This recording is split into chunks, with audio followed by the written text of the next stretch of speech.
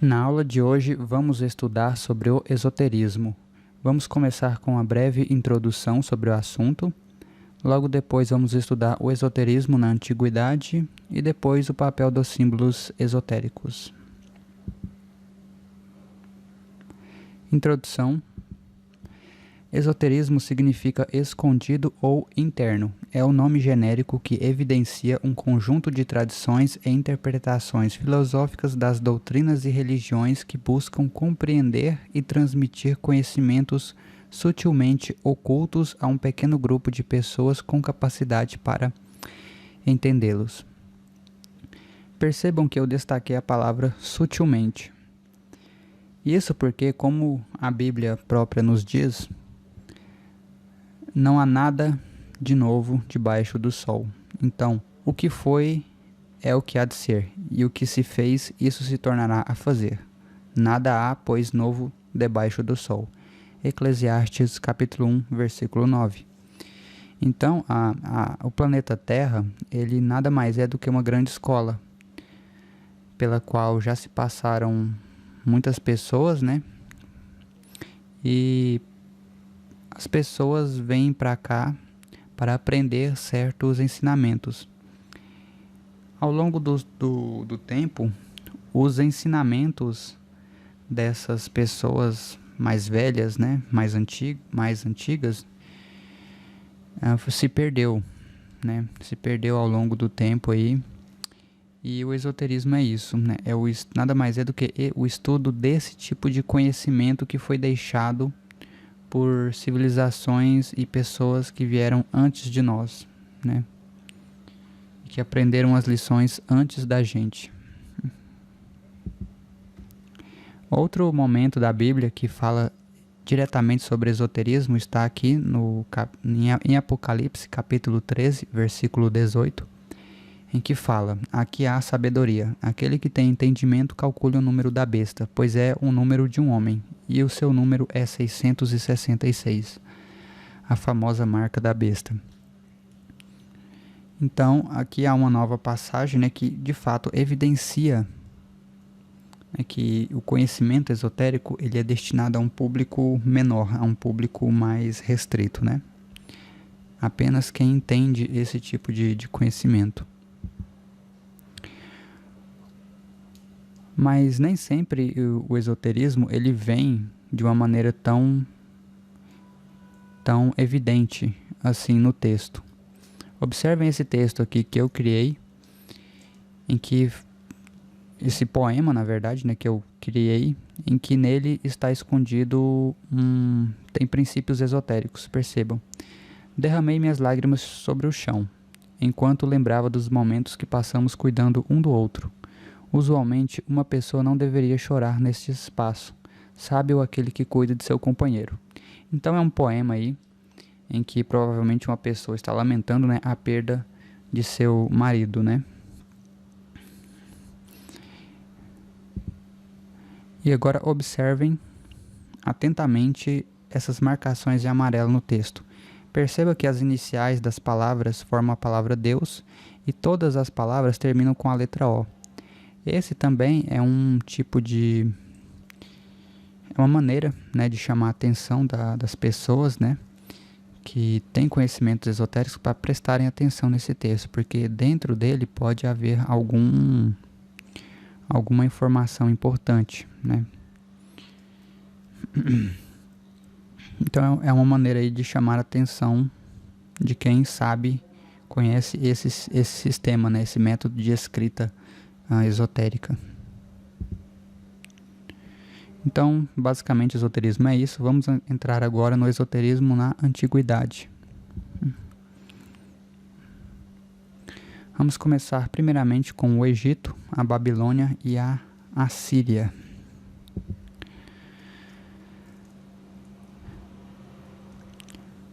Basicamente, o Antigo Egito ele tem uma tradição esotérica de hierarquia. Então, o conhecimento naquela época ele era muito hierarquizado, né? Começava ali do topo da pirâmide, né? Apenas os faraós, né, os grandes mestres que tinham acesso a esse tipo de conhecimento.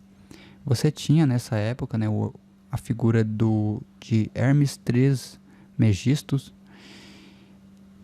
que, que seria aí a pessoa responsável por deter, né, a maior parte do conhecimento esotérico naquela época. Então, Hermes Trismegisto foi uma pessoa importante porque ele traçou alguns princípios esotéricos, princípios esses que nós vamos falar na próxima aula, que são os princípios fundamentais, né, que regem a vida de qualquer pessoa aqui nesse planeta em que nós vivemos. Então ele formulou aí, né, dentre tantos princípios, né, a lei da correspondência, que é uma lei muito importante. É uma lei que ela é a base para a gente entendermos tanto a astrologia quanto a numerologia, que vamos estudar mais para frente, porque ela mostra, né, ela evidencia essa interconexão que existe entre o mundo material e o mundo espiritual. Tá? Nessa época também, os historiadores encontraram vários textos que foram escritos nessa época, que continham informações sobre rituais, enfim, sobre crenças que eles tinham, né? Esse conjunto de textos recebeu o nome de Corpus Hermeticum, né? Que hoje você pode comprar esse livro na Amazon ou em qualquer loja online. Então, algo que uma pessoa demorou anos, né, para desenvolver, para formular, hoje você pode aí comprar a um clique na Amazon, né, pra gente ver o tanto que as coisas mudaram, né. Então, os rituais no Egito, né, eles eram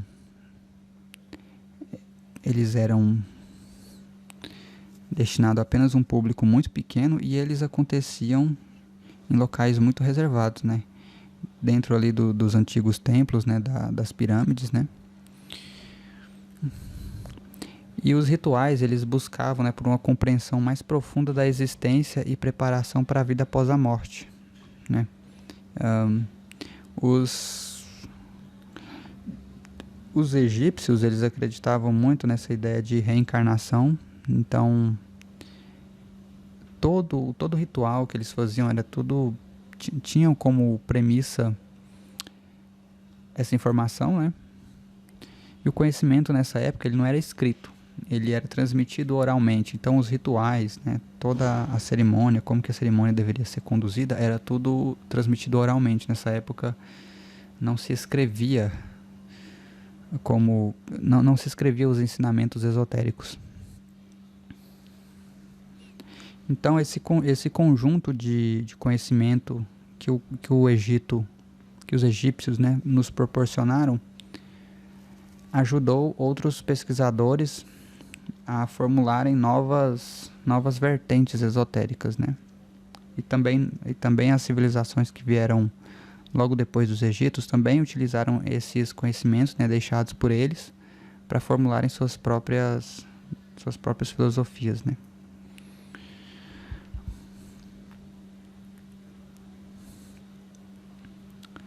Então, as próximas pessoas que vieram depois dos egípcios tinham conhecimento, né, de que esse conhecimento ele era valioso, né, e que continha uma conexão entre a sabedoria antiga e a busca por mistérios ocultos, né, e essa busca por mistérios ocultos, ela deveria continuar.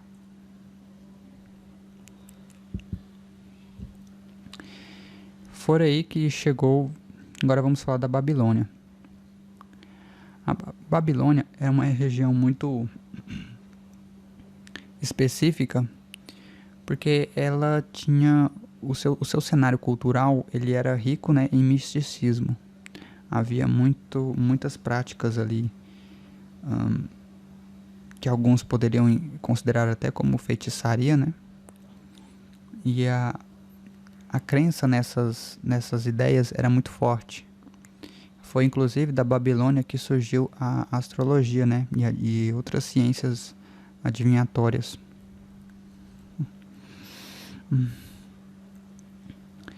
Então, eles foram o que desenvolveram as ideias, né? Desenvolveram todo o estudo ali da astrologia, né? Observação dos corpos celestes para a previsão de eventos, né? Dentre outras técnicas adivinhatórias. Tivemos aí, igual eu já comentei anteriormente, a magia e a feitiçaria. Então tinha aí amuletos, né? Encantamentos, ritos, né? Específicos. E aquele povo acreditava fiamente, né? Acreditava de maneira convicta de que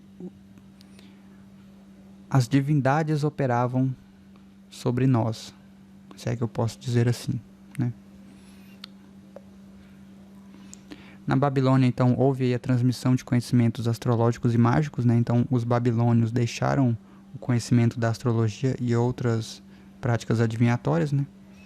E esse curso aqui é uma prova de que os ensinamentos deles foram valiosos, né? E estão sendo valiosos para nós ainda nos tempos de hoje. Vamos agora falar da Índia. Então, os indianos, eles hoje têm como base filosófica, né, os textos antigos que foram escritos pelos Vedas. Vedas que eram tidos na época como sacerdotes, se eu não me engano, se não me falha a memória, mas eram pessoas aí que tinham um conhecimento esotérico bastante profundo, né? Então os indianos também acreditam bastante no poder da meditação, né? E na China também há muito esse conceito de energia, sobre você se encontrar por meio de manipulação de energia. Então aqui não é a partir desse momento a gente já não tem mais aquela busca do ser humano tipo por responsabilizar deuses e divindades por algo que acontece em nossas vidas. A mudança a partir desse momento começa a ser de dentro para fora e não mais de fora para dentro, como os babilônios acreditavam.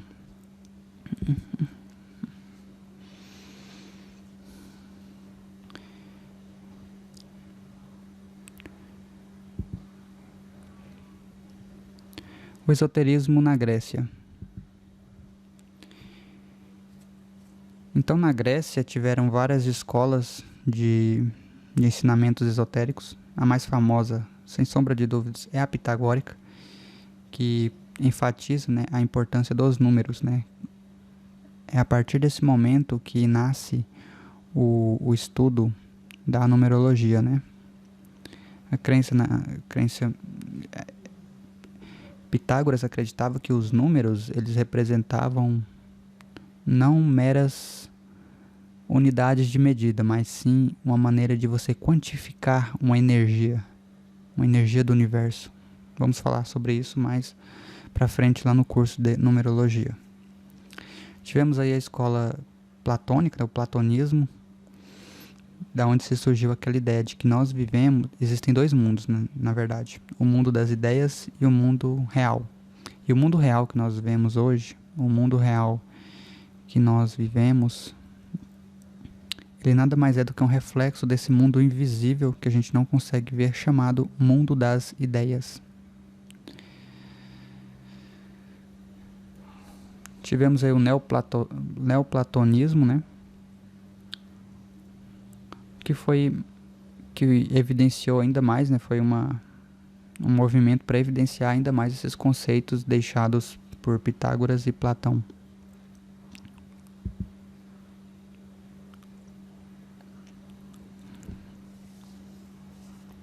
Então as ideias de Platão influenciaram e muito a alquimia. Então os ensinamentos de Platão permitiu com que os alquimistas que estudavam assuntos esotéricos formulassem novas hipóteses, né? Chegassem a novas ideias, né? E principalmente na questão da transmutação de chumbo em ouro, né? Que nada mais é do que uma uma alegoria, né, um conto para explicar que nós devemos nos transformar espiritualmente, né, principalmente. Buscar essa transformação espiritual, melhorarmos a nós mesmos.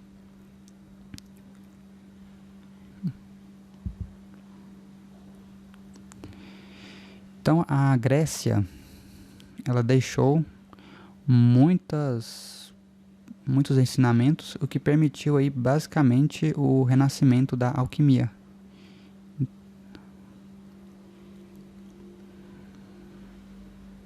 E esse conhecimento ele perdura até os dias de hoje. Então a gente vê muito do que, até mesmo na nossa própria sociedade, né? No sistema democrático, né? No sistema de representação político partidário, a gente vê muito que a Grécia teve uma importância muito grande aí, não só no campo do esoterismo, como também no campo da política, né? Nessa época também tivemos aí era comum o uso de contos, de alegorias, para explicar conceitos importantes. Um desses contos é o conto de Deméter e Perséfone, desses dois deuses, divindades gregas, que basicamente eram os deuses responsáveis pela agricultura, colheita, né, da abundância, enfim. E essa história, ela serve para a gente refletir sobre os ciclos da vida, né? Ciclos da vida de nascimento e morte, principalmente aí com relação às estações do ano, né? Então, eles tinham sim, os gregos tinham sim rituais, né? Naquele tempo era comum o uso de rituais para celebrar a boa colheita, né? Celebrar a fartura, né, de alimentos. E esses eventos, eles eram reservados a apenas algumas pessoas. Quem participava desses eventos tinha uma instrução de não revelar o que eles praticavam ali.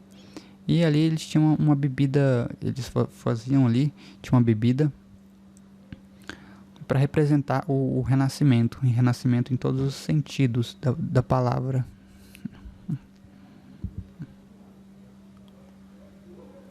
Quem participava do culto ou do ritual, eles era dito que eles já tinham uma passagem garantida após a morte, né, que eles iriam viver depois, né? E que esses rituais nada mais eram do que uma maneira de você buscar, na verdade, uma transformação interior, mais do que propriamente celebrar a boa colheita.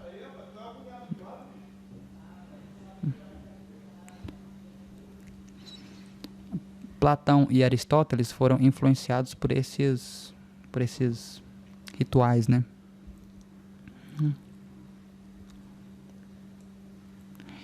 E algo que também me chama atenção nesse período da Grécia é que o esoterismo ele era muito voltado para as questões cotidianas. Então, diferente dos outros povos que a gente viu até agora, não eram coisas assim, não eram coisas imateriais, eram algo que era voltado para a vida. Eles ensinavam conceitos esotéricos aplicando conceitos do nosso dia a dia.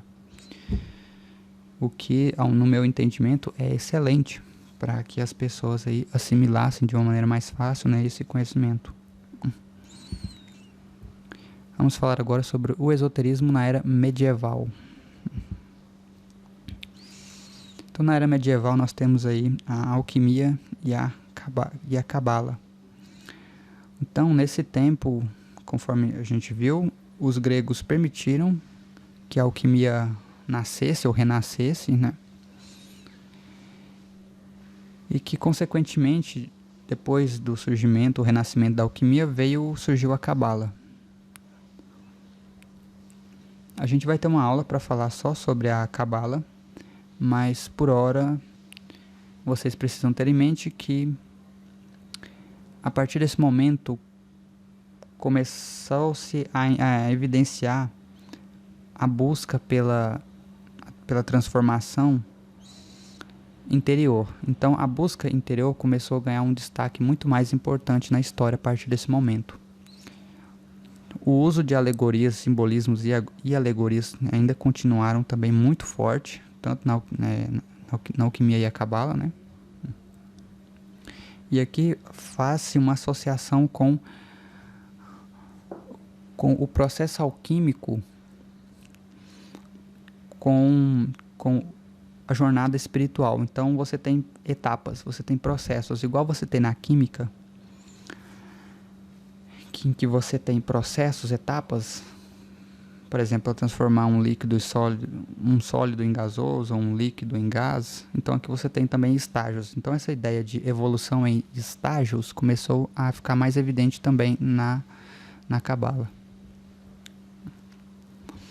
Então a cabala, ela se utiliza ela basicamente nasceu de um estudo feito da Torá, que é um livro também, né, onde tem ensinamentos dos judeus, e a cabala nada mais é do que uma interpretação esotérica desses textos, tentando decifrar o que os antigos queriam dizer com tais textos. Na cabala você tem a árvore da vida, que é essa imagem que eu estou mostrando para vocês aí do lado esquerdo, com essas, se é que eu posso dizer assim, centros de força, que são as sefirás, que são esferas representando estágios da divindade, né? Estágios que a gente deve atingir se a gente quer se tornar um ser, uma divindade também, assim como Deus.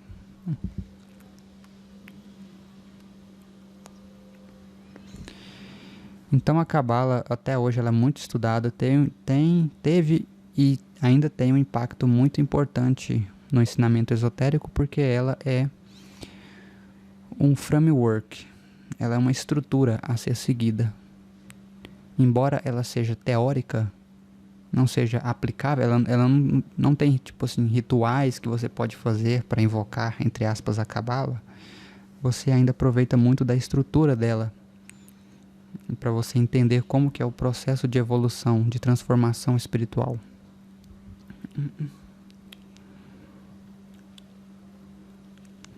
Então, por meio da cabala, foi possível identificar padrões em diferentes tipos de tradições esotéricas do passado. Então, a partir desse momento, sim, começou-se a de fato identificar padrões claros e específicos nos textos antigos deixados por outras civilizações. Vamos falar agora dos Cavaleiros Templários, que foi uma fundação, né, do século XII. Os Cavaleiros Templários surgiram ali no século XII, né, nas Cruzadas, durante a Guerra das Cruzadas, que eles tinham como principal missão proteger os peregrinos, né? Então houve um movimento ali da Europa Ocidental rumo à Terra Santa, Jerusalém, né? E durante esse percurso os templários eram responsáveis por proteger os cristãos.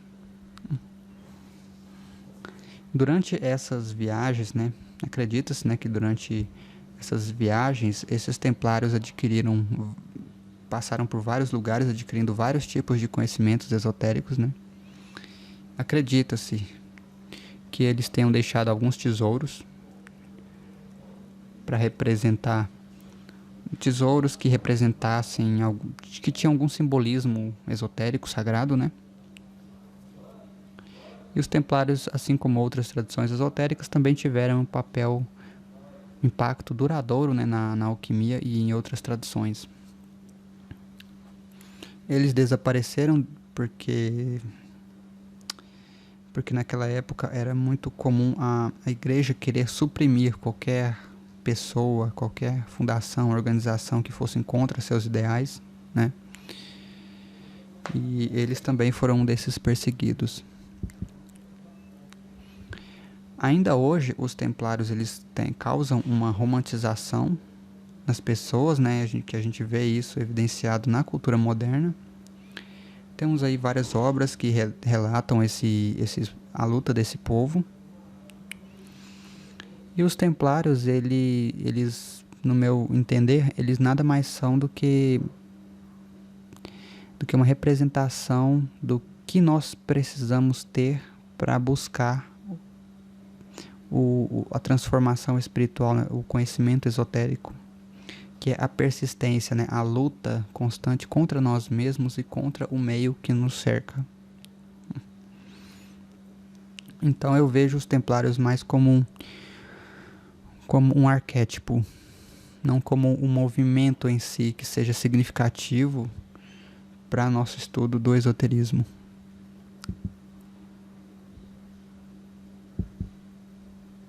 Vamos falar aqui sobre o renascimento do esoterismo.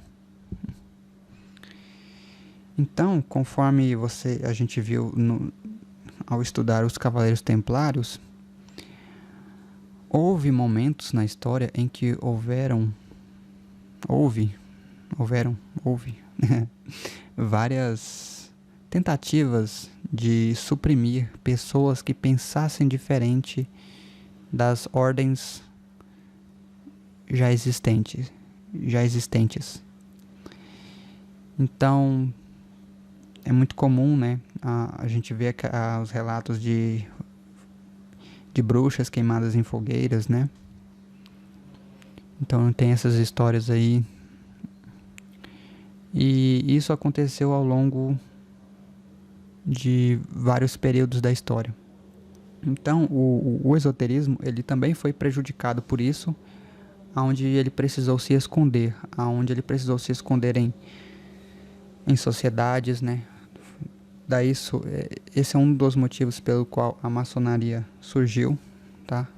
Porque ela precisava se esconder.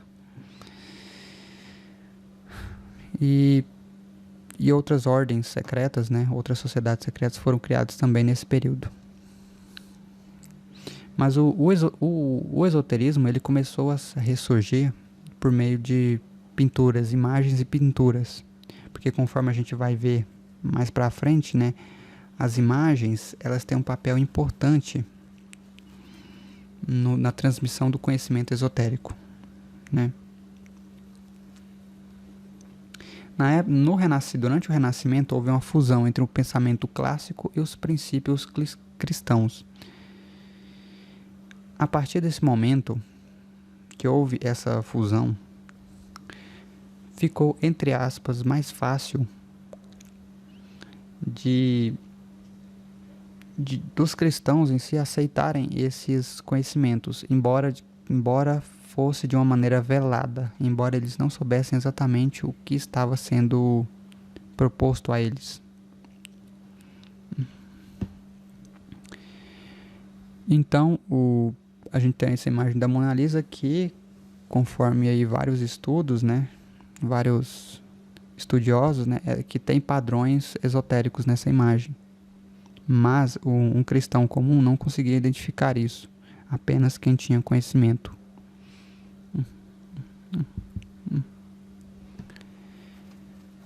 Conforme eu já falei, houve nessa época, então, o renascimento do esoterismo, né, ele se deu por conta da arte, ele ressurgiu na arte, né, e deixando mais uma vez um legado para as próximas gerações.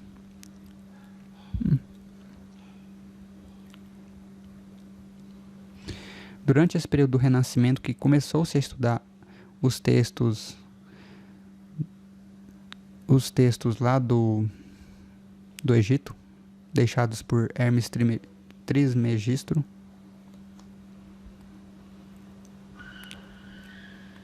Então, durante o Renascimento, começou algumas ciências que já estavam prejudicadas, como a alquimia, a cabala, enfim, os conhecimentos deixados pelos egípcios voltaram à tona, começaram a ser redescobertos, né? Então, passamos aí pelo esoterismo na antiguidade e vamos agora estudarei o papel dos símbolos esotéricos.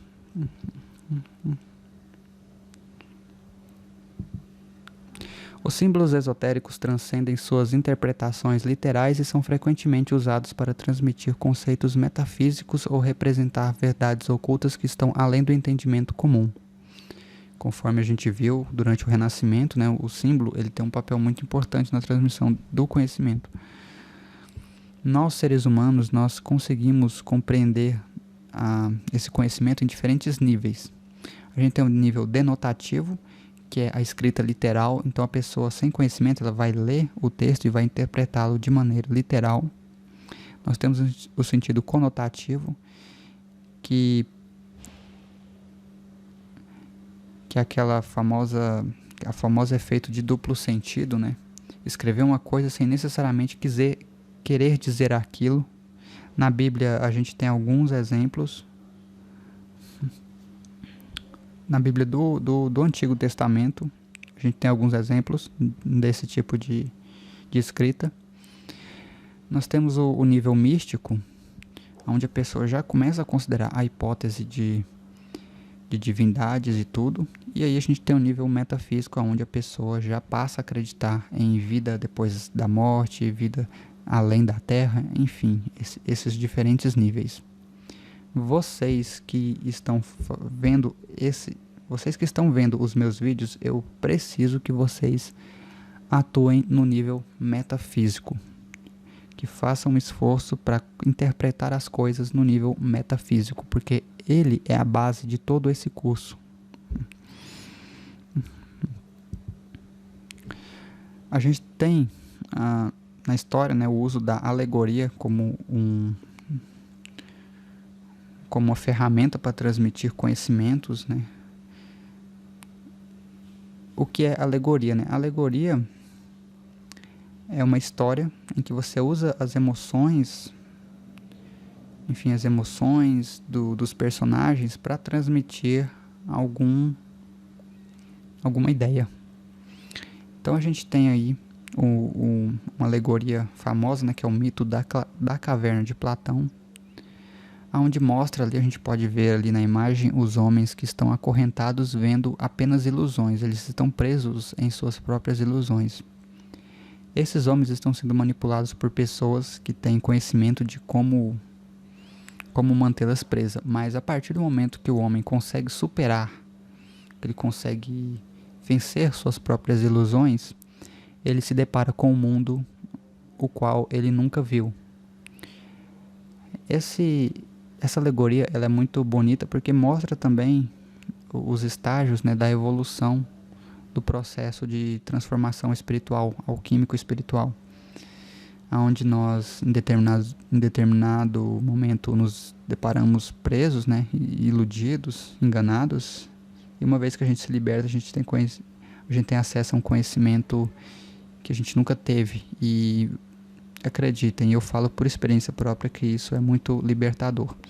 Então, é isso que eu quero que vocês sintam nesse curso. Eu quero fazer com que vocês se libertem dessas amarras, para que vocês também sintam a mesma sensação que eu senti, a sensação da liberdade de conhecimento, que é a melhor sensação que a gente pode ter, tá?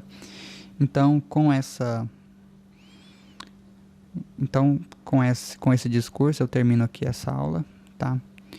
Então espero que tenham gostado e não percam os próximos vídeos. Até mais.